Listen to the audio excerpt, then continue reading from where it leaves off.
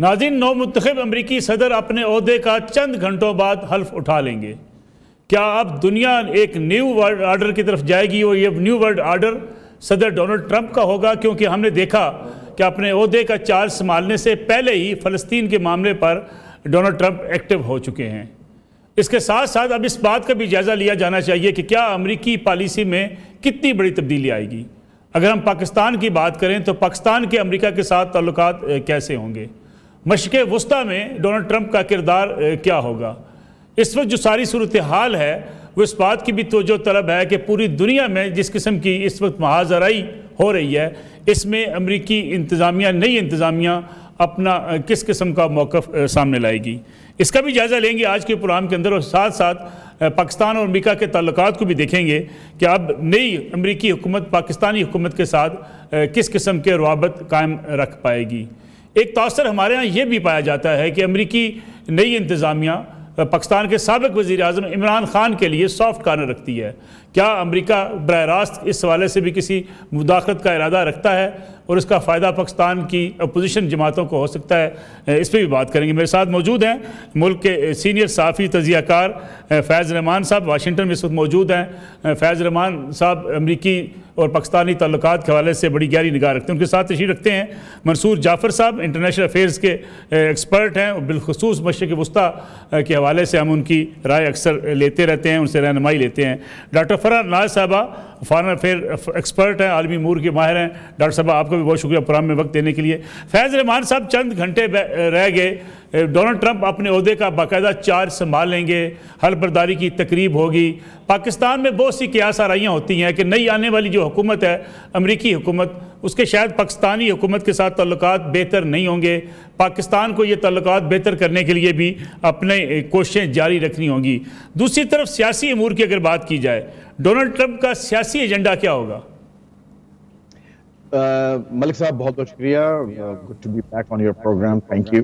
देखिए, अगर आप कोई इसकी दस्तावेजी सबूत या कोई ऐसी एक टाइमलाइन चाहते हैं कि जहां कुछ बाकायदा यहाँ के एडमिनिस्ट्रेशन के लोगों ने कुछ लिखा हो, कुछ कहा हो पाकिस्तान के हवाले से, तो ऐसी कोई बात फिलहाल मुझे नज़र नहीं आई। जो इनकी जो इस वक्त जो टॉप फॉरेन पॉलिसी और जो नेशनल सिक्योरिटी टीम है, मार्को रूबियो जो नॉमिनी है फॉरेन जो सेक्रेटरी ऑफ स्टेट के, तो मुझे कहीं भी ऐसी कोई बात नज़र नहीं आई जिसमें पाकिस्तान के हवाले से कोई ऐसी गहरी बात की गई हो या कोई किसी तब्दीली का इशारा दिया गया हो या ये कहा गया हो कि कोई ऐसे मुतालबात हैं जो पाकिस्तान से किए जाएंगे वहाँ के अंदरूनी मामलात के बारे में, या पाकिस्तान की जो ओवरऑल जो स्टैंडिंग है, ग्लोबल स्टैंडिंग, जो पाकिस्तान के जो बाहर के जो मामलात हैं उसके लिए। तो मैं नहीं समझता कि ऐसी कोई इसमें मेजर आपको तब्दीली नज़र आएगी। और उसकी देखिए बहुत एक ख़ास वजह भी है मलिक साहब। इनके पास हैं 4 साल, ये 4 साल के लिए मुंतखब होकर आ रहे हैं। उसमें से 2 साल होते हैं जिसमें कि एडमिनिस्ट्रेशन एक्चुअली एक्टिव रहता है, और 2 साल बाद अब चूंकि दोबारा मुंतखब नहीं होंगे तो ये एक लेम डक प्रेसिडेंट कहलाएंगे। अच्छा, उसका मतलब ये होगा कि अब इनकी पूरी तवानाई जो होगी वो मामला समेटने में और जो बिल्कुल जो अहम मामला हैं उसको करने में, और फिर जो इनकी पार्टी है वो नए इलेक्शंस की तैयारी शुरू कर देती है। तो इन 2 सालों में ये सब कुछ नहीं कर पाएंगे जिनका कि उन्होंने वादा किया है, और इसलिए इनका एजेंडा बहुत टाइट रहेगा। जो बड़े बड़े मामलात हैं, आपने मशरिक़ वस्ता का जिक्र किया, हमारे मंसूर पर भाई मौजूद हैं, वो उस पर ज़्यादा अच्छी तफसील से रोशनी डालेंगे। लेकिन आप देखिए कि वहाँ पर आपको एक मेजर चेंज नज़र आएगी, बल्कि आना शुरू हो गई है।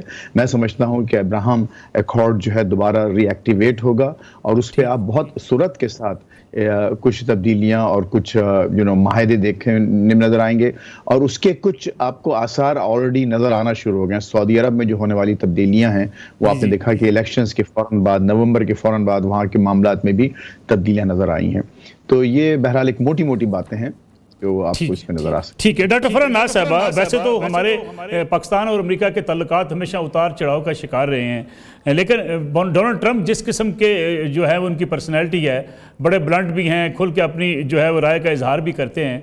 पाकिस्तान और अमेरिका के ताल्लुकात में आप कोई नया मोड़ देखती हैं? देखिए, पहले हमें देखना होगा कि अमेरिकी जो हुकूमत होती है उनके ताल्लुकात पॉलिटिकली पाकिस्तान के साथ होते हैं वो, या डिफेंस उनके टाइज होते हैं। तो ये 2 स्ट्रीम्स हैं जिसको हमें असेस करना चाहिए कि क्या प्रेसिडेंट ट्रंप के आने से इन दोनों रिलेशंस पे कोई असर पड़ेगा। तो जो हमारे मिलिट्री टू मिलिट्री रिलेशंस है या हमारी इवन अमेरिकन गवर्नमेंट के जो एस्टेब्लिशमेंट के साथ ताल्लुकात है वो तो वैसे के वैसे ही रहेंगे, उसमें मैं कोई तब्दीली नहीं देखती हूँ। वो स्ट्रॉन्ग थे और आगे भी जाके वैसे ही रहेंगे। नाउ स्पीकिंग ऑफ पॉलिटिकल, हाँ यहाँ पीटीआई के सपोर्टर्स कुछ उम्मीदें बांध के रखे हुए हैं कि शायद ट्रम्प के आने से कुछ उनके लिए अच्छा होगा। तो बड़े मुझे कहते हैं ना with heavy heart I would say ऐसा कुछ मुझे होता नहीं नजर आ रहा है। हाँ अच्छा। एक चीज दोनों में कॉमन है कि ट्रम्प भी एक पॉपुलिस्ट लीडर है और पीटीआई के सपोर्टर और के लीडर भी पॉपुलिस्ट से ताल्लुक रखते हैं। So probably they were expecting high from Trump के शायद वो इनके लिए कुछ करे, लेकिन मुझे लगता और होता हुआ नजर नहीं आ रहा है कि ऐसा कुछ होगा। And I have a very strong logic for that, क्योंकि अभी ट्रम्प को हुकूमत अपने जो सीट संभालते ही काफी सारे डोमेस्टिक प्रॉब्लम्स का सामना है, वर्ल्ड वाइड लार्जर इश्यूज है जिनका सामना है, जिसके रिजॉल्व में अमेरिका एक बहुत अहम किरदार अदा कर सकता है और करेगा भी। Recently we have seen it whatever has happened in the Gaza conflict, जहाँ पे सीज फायर हुई है। ऑफ कोर्स वो सीज फायर उसका जो क्रेडिट है वो शेयर होता है between Biden and Trump, because I can't say that the whole credit goes to Biden. यहाँ पे क्रेडिट ट्रम्प को भी जाता है। आते साथ उन्होंने जो स्टेटमेंट दी जो थोड़ा सा डराया धमकाया, तो उससे हो सकता है चीजें थोड़ी बेहतरी की तरफ गई हुई है। अभी पाकिस्तान के लिए क्या हम देख सकते हैं, मुझे कुछ ज्यादा तब्दीली होती नजर नहीं आ रही है इनके ताल्लुकात में। चीजें जू के तू ही रहेंगी, वैसे ही चलेंगी जैसे चलती रही है। बट हो सकता है कि आगे जाके कुछ और नए चैलेंजेस का हमें सामना हो। वो हमें अफगानिस्तान की सूरत में भी हो सकते हैं, वो हमें चाइना की सूरत में भी हो सकते हैं। ठीक है मंसूर जाफ़र साहब, अगर हम मशक़ वस्ता की बात करें, ख़ास तौर पे गज़ा की जो सूरत हाल है, जंग बंदी का मुआहदा भी हो चुका, जंग बंदी का ऐलान भी हो चुका, लेकिन नेतन्याहू अभी भी अपनी हठधर्मी पर हमें कायम नज़र आते हैं। आपको लगता है कि डोनाल्ड ट्रंप मज़ीद प्रेशर जो है अपना वो डालेंगे इस मसले को हल करने के लिए? जहाँ तक तो जी मैं समझता हूँ मशरक़ वस्ता के हवाले से अमेरिका की पॉलिसी है, चाहे वो डेमोक्रेट्स हों या रिपब्लिकन्स हों, वो एक ही पॉलिसी है। और ख़ास तौर पे उस पॉलिसी का जो मरकज़ और महवर है वो इस खित्ते में इसराइली जो आउटपोस्ट अमेरिका की है उसका तहफ़्फ़ुज़ हर कीमत पर, हर लिहाज से, हर कीमत पर, चाहे उसके लिए उन्हें अपने ही वज़ा करदा इंसानी हकूक़, इंटरनेशनल लॉ, अक़वाम मुत्तहिदा जैसे इदारे के मैंडेट, उन सब को तज कर जो है वो इस अपनी मशरक़ वस्ता की जो पॉलिसी है इसराइल के हवाले से, और ख़ास तौर पे जिसे वो इसराइल की सिक्योरिटी का नाम देते हैं, उसके हक़ के दिफा का नाम देते हैं, उसे हर कीमत पर उन्होंने प्रोटेक्ट करना है। और आपने देखा कि पिछले गुज़श्ता 15 माह में जितने बड़े पैमाने पे अमरीकी हिमायत सफारती और अस्करी, उसके नतीजे में गज़ा की ईंट से ईंट बजा कर रख दी गई। और उसमें सिर्फ़ और सिर्फ एक ही बात थी कि इसराइल को अपने दिफा का हक़ हासिल है। हालांकि इस हकीकत को फरामोश कर दिया जाता है कि इसराइल फ़लस्तीन जो है वो एक मकबूजा इलाका है और एक स्टील शुदा टेरिटरी पर इस कायम है, तो लिहाजा किसी चोरी के माल को आप उसके दिफा के हवाले से अपना राइट इस्तेमाल नहीं कर सकते। आपका तो बुनियादी तौर पे उस पर हक ही डिस्ट्रीब्यूटेड है, तो लिहाजा उसको आप प्रोटेक्ट नहीं कर सकते, दिफा नहीं कर सकते। लेकिन क्योंकि अमेरिका और एक सुपर पावर है, लिहाजा उनका फरमाया हुआ जो है वही हरफ़े कानून है। और आपने देखा कि पिछले 15 माह के अंदर जितने बड़े पैमाने पे आलमी इदारों की बेतौकीरी की गई, बैनुल-अक़वामी जो फौजदारी अदालत है उसका जो भी मैंडेट, जब जो भी उसके फैसले हैं, उन्हें जूती के नोक पे रखा गया।